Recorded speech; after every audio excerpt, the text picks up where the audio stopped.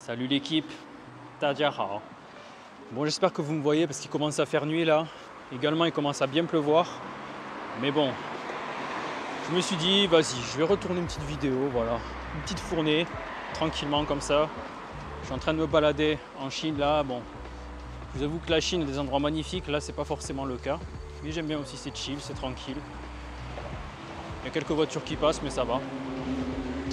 Et donc là, vu que je me promenais tranquillement dans la rue, je me suis dit que j'allais vous faire une petite vidéo sur ce sujet. C'est quoi le sujet, Luc?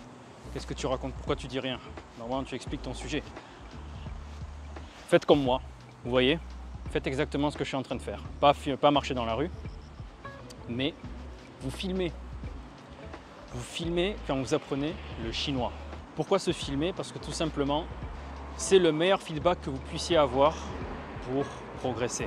Vous savez très bien qu'avoir un feedback, avoir un retour est la meilleure manière de pouvoir s'améliorer. En fait, tout simplement, c'est dans la définition.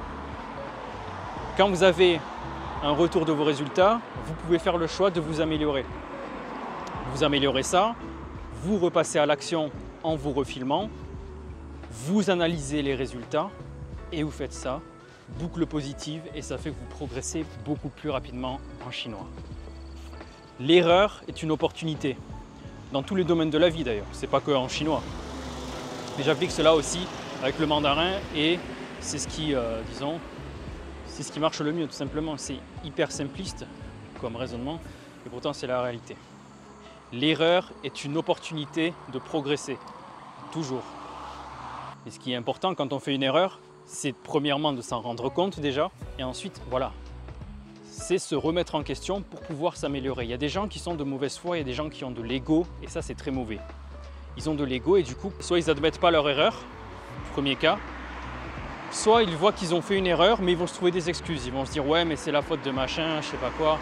Si on prend l'exemple du chinois, ils vont dire ouais mais c'est parce que j'ai pas eu le temps de réviser, ouais mais c'est parce que ouais j'habite je sais pas quoi, je sais pas où en France, donc j'ai pas de collègues chinois avec qui parler.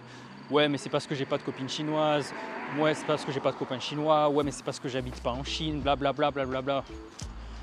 Ça, vous pouvez dire toutes les excuses que vous voulez. Vous avez sûrement des excuses valables. Ce n'est pas le problème. Le problème, c'est que vous n'allez pas progresser en chinois et c'est l'objectif. Il y a toujours des manières de s'en sortir. Toujours des manières de s'en sortir. Il y a toujours des solutions à tout. Donc, je vais revenir en détail un peu plus tard dans la vidéo par rapport aux actions que vous pouvez mettre en place pour progresser en chinois si vous avez les problèmes que je viens de citer. Mais là, je vais revenir sur le fait de se filmer pendant que vous apprenez. Donc comme je vous l'ai dit, ça marche dans plein de domaines aussi. Ça marche quand vous apprenez le chinois, mais ça peut marcher par exemple si vous voulez vous améliorer au tennis, ça peut marcher voilà, si vous voulez vous améliorer dans n'importe quel autre sport, si vous voulez vous améliorer dans n'importe quelle autre langue, si vous voulez améliorer votre position dans je sais pas quoi, enfin comme vous voulez, mais la vidéo, c'est le meilleur feedback. En plus de ça, c'est super parce que ça vous fait une documentation. Imaginons, là, vous êtes au niveau 0 en chinois, vous partez de 0, vous vous filmez, vous avez un accent éclaté au sol. Vous revenez un an plus tard, vous avez persévéré, vous n'êtes pas trouvé d'excuses, vous avez progressé, vous avez fait votre premier voyage en Chine, vous vous refilmez un an plus tard et là, vous voyez les progrès. Imaginez la fierté que vous pouvez avoir en faisant ça. Imaginez comment vous pouvez être refait en voyant tout simplement de manière concrète les progrès que vous avez faits. Ça c'est super et même au-delà de ça je trouve que c'est super de documenter comme ça, de se filmer parce que vous voyez dans 10 ans, 20 ans peut-être vous allez vouloir montrer ça je sais pas à vos enfants peut-être ou à vos proches, je sais pas quoi, enfin peu importe. Vous allez avoir une trace. À l'époque les traces elles se faisaient de manière écrite sur des manuscrits etc. On envoyait des lettres. On les stockait, etc. Et maintenant qu'on est dans une ère du numérique, vous pouvez stocker tout ça sous forme tout simplement de vidéos. Et ça fait un super souvenir. Ouah, je suis parti loin là. Je suis parti très très loin. Mais vous voyez qu'avec un domaine comme le mandarin, le chinois, on peut lier plein d'autres domaines qui ne sont pas forcément liés à la langue en elle-même et pouvoir s'améliorer dans la langue grâce à des connaissances ou alors des modes de pensée qu'on a dans d'autres domaines de la vie. Bref. L'essentiel, c'est que chaque conseil que je vous donne vous permette directement ou indirectement de vous améliorer en chinois. Et c'est ce qu'on fait d'ailleurs dans notre école en ligne. On aborde le thème des techniques pour mieux apprendre le chinois. on a les cours de chinois classique, on a tout ce qui est de manière périphérique, qu'est-ce qui permet de s'améliorer en chinois, que ce soit le mental, que ce soit le physique, que ce soit tout ça en fait, tout ce qui est indirect au chinois, comment être plus productif, plus concentré, etc. Si ça vous intéresse, vous avez le lien dans la description juste en dessous. Et sinon, voilà, chauve-souris. Waouh, waouh, waouh. Ok, je vais bouger. Donc ouais, j'en reviens où j'en étais. Documenter ce qu'on fait, très important, même au-delà du chinois, pouvoir voir ses progrès, pouvoir montrer ses progrès aux autres, etc. Très très bien. Et il y a aussi le cas, j'ai souvent ce cas dans mes élèves, c'est des gens qui sont un petit peu timides, qui n'osent pas entendre leur voix en retour, que ce soit en retour vocal au téléphone, que ce soit en retour vidéo, etc. etc. Dites-vous que si vous voulez le montrer à personne, ça, il n'y a pas de problème.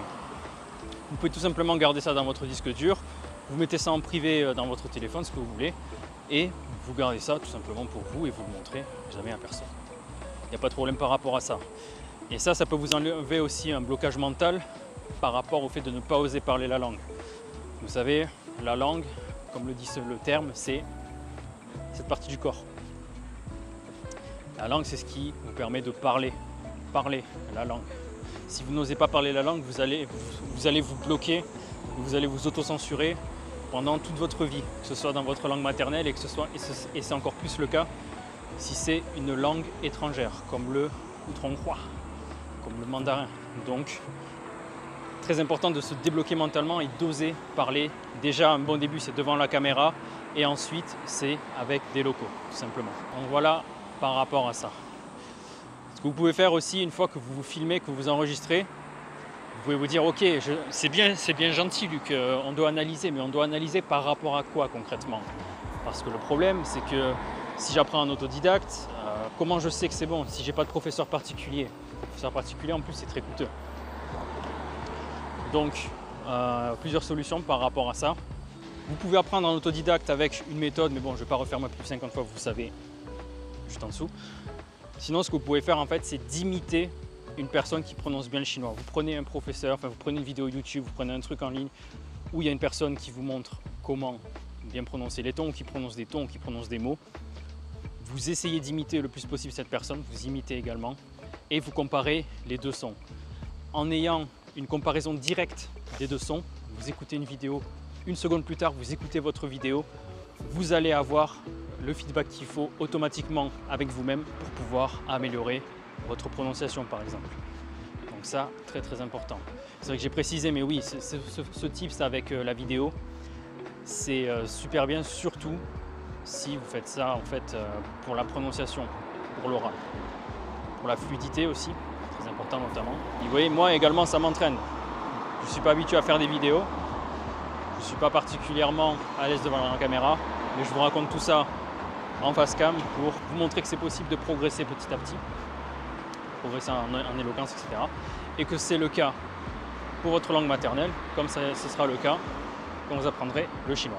C'était le sujet principal de la vidéo. Et maintenant, par rapport aux raisons qui vous pousseraient à ne pas pouvoir apprendre le mandarin, vous avez ça donc. Qu'est-ce que j'avais dit au début? J'avais dit, pas le temps d'apprendre le chinois. Ça, c'est un petit peu... C'est quelque chose que vous pouvez régler très facilement en vous disant que vous n'avez pas besoin d'apprendre le chinois d'une seule traite pendant 30 minutes d'affilée chaque jour. Avec mes élèves, je leur dis que 30 minutes de mandarin express ou 30 minutes de mandarin académie, ça suffit pour qu'ils progressent. Vous, ça peut être également le cas. Ce que vous pouvez faire, c'est en gros utiliser tous les moments de vide que vous avez dans votre journée en apprenant des nouveaux mots par exemple. Sur une application de flashcard, vous apprenez des nouveaux mots. Quelques minutes, même pas 5 minutes, ça suffit. Vous êtes sur le trône, vous avez 5 minutes. Vous prenez le métro, vous avez du temps. Vous prenez n'importe quel autre transport, vous avez du temps.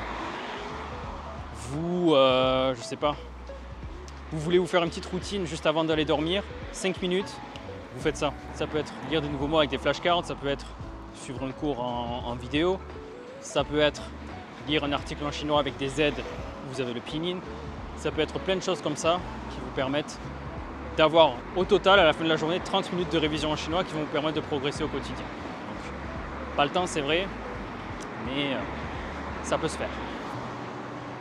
Si vous n'avez pas de personne avec qui parler en chinois, vous avez toutes les applications. HelloTalk, tandem principalement. Avec ces applications, vous pouvez très facilement trouver des locaux avec qui parler. Et la dernière option, ça peut être tout simplement que vous ne savez pas par où commencer. Et là, tout simplement, vous pouvez prendre un professeur particulier. Ou alors, si ça vous intéresse de faire ça en autodidacte, avec une méthode pour les francophones, rapide, simple à mettre en place, efficace, vous pouvez checker le lien dans la description avec plein d'autres astuces comme celle que je viens de vous montrer ici. Bien d'autres encore, liées au chinois, indirectement ou pas au chinois. Et voilà, comme je vous dis, il vient juste en dessous. Et là, il commence à pleuvoir vraiment sévère cette fois, donc pour de vrai. Je vais rentrer au Edia. Et je vous dis à la prochaine. 再见。